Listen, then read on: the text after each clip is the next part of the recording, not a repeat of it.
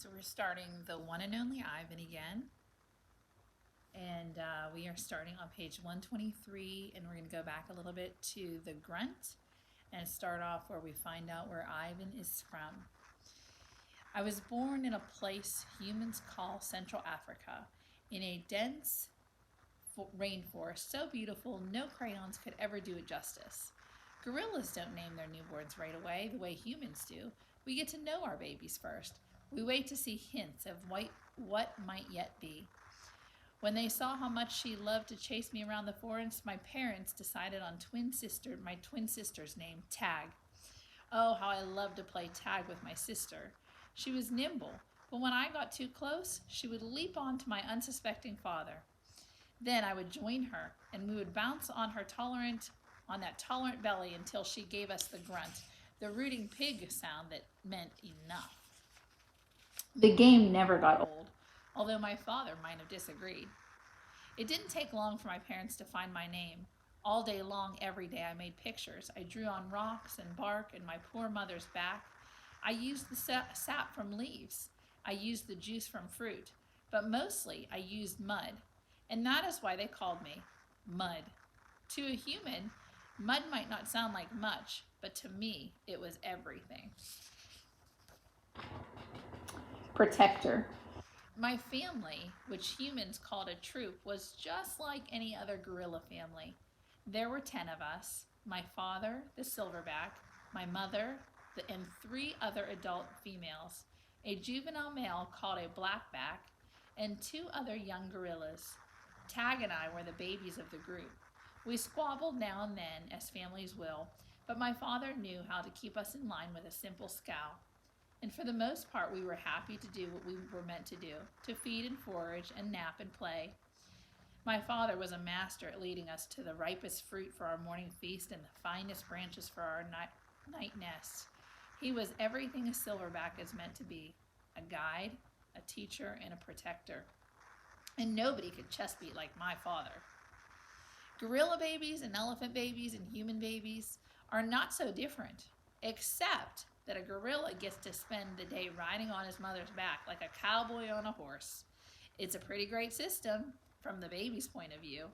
Slowly, carefully, a young gorilla begins to venture farther and farther away from the safety of his mother's arms.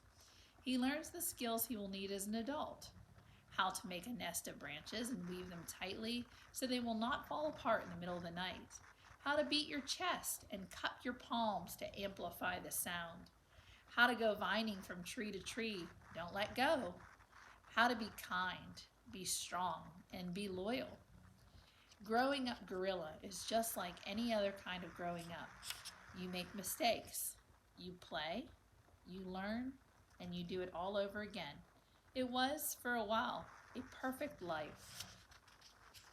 One day, a still day, when the hot air hummed, the humans came. After they captured my sister and me, they put us in a cramped, dark crate that smelled of urine and fear. Somehow I knew that in order to live, I had to let my old life die. But my sister could not let go of our home. It held her like a vine, stretching across the miles, comforting and strangling. We were still in our crate when she looked at me without seeing, and I knew that that vine had finally snapped. It was Mac who pried open the crate, Mac who bought me, and Mac who raised me like a human baby. I wore diapers and drank from a bottle. I slept in human beds, sat in human chairs, listened while human words swarmed around me like angry bees. Mac had a wife back then. Helen was quick to laugh, but quick to anger too, especially when I broke something, which was very often. Here is what I broke while I lived with Mac and Helen: 1 crib, 46 glasses, 7 lamps, 1 couch, 3 shower curtains, 3 shower rods, 1 blender, 1 TV, 1 radio, 3 toes, my own. I broke the blender when I squeezed 3 tubes of toothpaste and a bottle of glue into it. I broke my toes attempting to swing from a lamp fixture on the ceiling. I broke 46 glasses. Well, it turns out there are many ways to break a glass. Every weekend, Mac and Helen took me into their convertible to a fast food restaurant where they ordered me French fries and a strawberry shake. Mac loved to see the expression on the cashier's face when he drove up and said, "Could I have some extra ketchup for my kid?" I went to baseball games, to the grocery store, to the movie theater, and even the circus. They didn't have a gorilla. I rode a little motorbike and blew out candles on a birthday cake. My life as a human was a glamorous one, although my parents' traditional sorts would not have approved.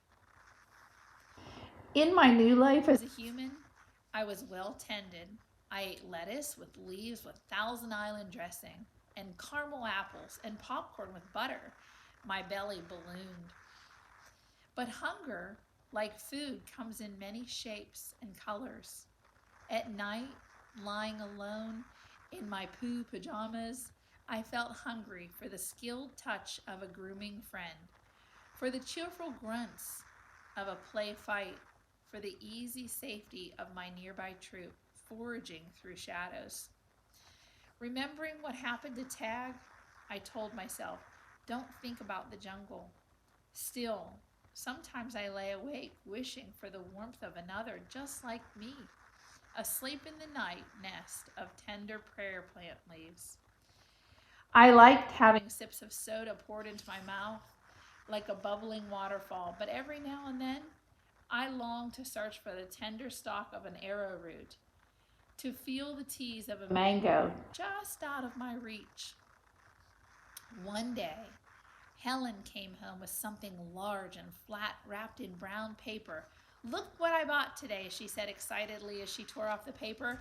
"A painting to go over the living room couch." "Fruit in a bowl," Max said with a shrug. "Big deal." "This is fine art. It's called a still life," Helen explained, "and I think it's lovely."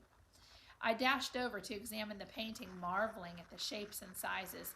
"See," said Mac's wife, "Ivan likes it." "Ivan likes to roll up poop and throw it at the squirrels," Max said. I couldn't take my eyes off the apples and bananas and grapes in the picture. They looked so real, so inviting, so edible. I reached out to touch a grape, and Helen slapped my hand. "Bad boy, Ivan, don't touch." She jerked her thumb at Mac. "Honey, go get a hammer and a nail, would ya?" While Mac and Helen were busy in the living room, I wandered into the kitchen. A cake covered in thick chocolate frosting sat on the counter.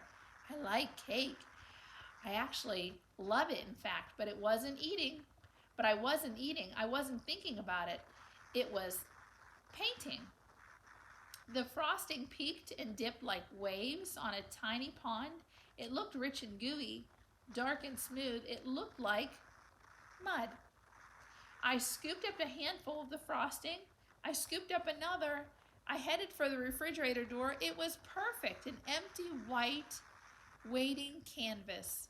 The frosting wasn't as easy to work with as jungle mud. It was stickier and, of course, more tempting to eat. But I kept at it. I scraped off every last bit of that frosting. I may have eaten a little cake, too. I don't remember what I was trying to paint. A banana, most likely. I suppose I knew I was going to get in trouble, but at that moment, I just didn't care. I wanted to make something, anything, the way I used to. I wanted to be an artist again.